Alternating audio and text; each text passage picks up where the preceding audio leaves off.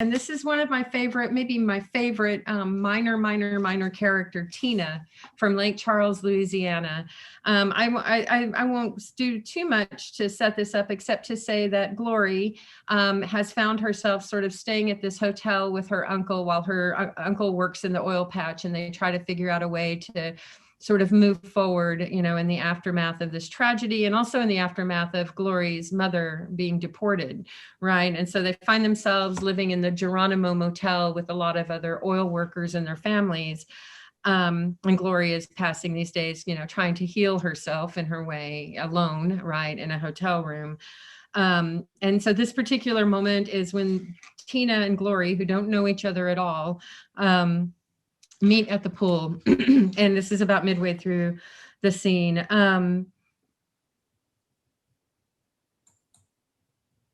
Well, it is hot as a well digger's balls out here, Tina says. I'm going for a swim. She stands up and tamps a half-smoked cigarette against the pool deck, then walks over and sets it on the table for later. She eases her large body into the water, her bathing suit hugging her large breast and arms. You want to come in, Glory? It feels pretty good. Within seconds, Glory's t-shirts and shorts are saturated and sagging, tugging her toward the pool's bottoms as if to say, go ahead and sink. She isn't a strong swimmer. The public schools are for the white kid, or the public pools are for the white kids. And although her friends often swam in the livestock tanks they came across when they were out driving, Glory never climbed in with them. But now she discovers she can stay afloat if she holds her arms away from her body and moves her hands in gentle circles. Eyes closed, Tina and Glory float in the pool next to each other, the sun a jackhammer against their eyelids, the heat a dead weight against their bare skin. They drift, and Tina occasionally sighs, God damn, God damn. When the water pushes them close enough that Tina's hand lightly brushes against hers, Glory jerks her hand away as if she's touched a snake. In late February, one nurse held her chin and told her to close her eyes while another nurse gently snipped the stitches at the top of Glory's head. She tugged each stitch with a pair of tweezers one by one until they lay in thin black rows in a small bowl next to the table. And that was the last time Glory felt someone's hands against her skin. I once burned my mother's favorite bedspread on purpose, Glory says, and I wish I hadn't. We were fighting about school. I didn't want to go anymore. I wanted to go to work with her and make some money. I wanted to buy some clothes and a guitar, maybe take some lessons. Kids do all kinds of stupid, Tina says. Look at mine. Your mama probably didn't care one bit about a hole in a bedspread. She stretches her arms above her head.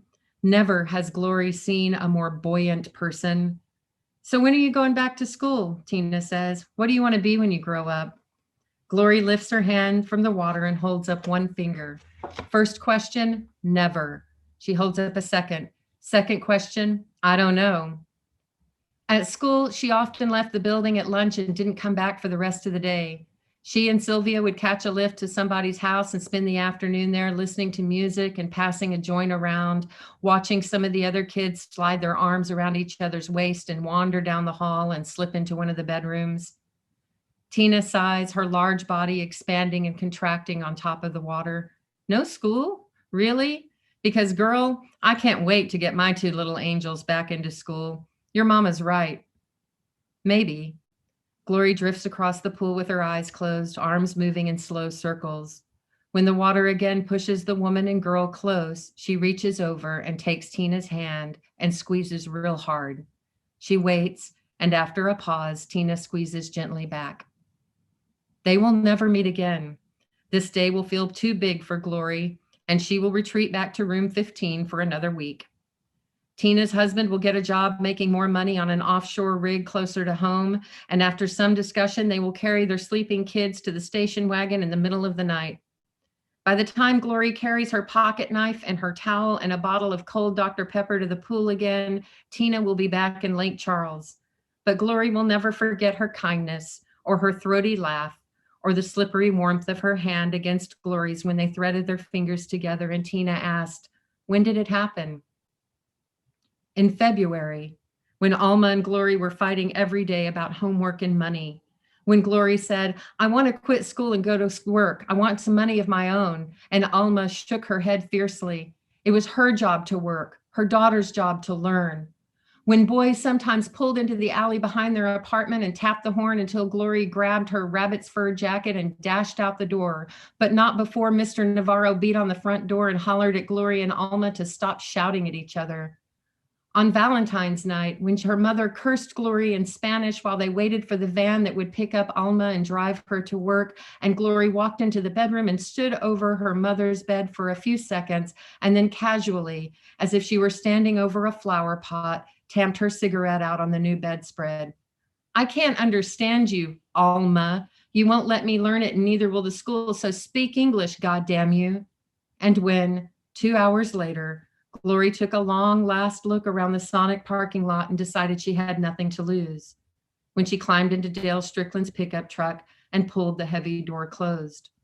When the morning is still as a corpse, when tumbleweeds newly torn from their roots are flung across the land, when the wind picks up, when it says, stand up, and she stands up.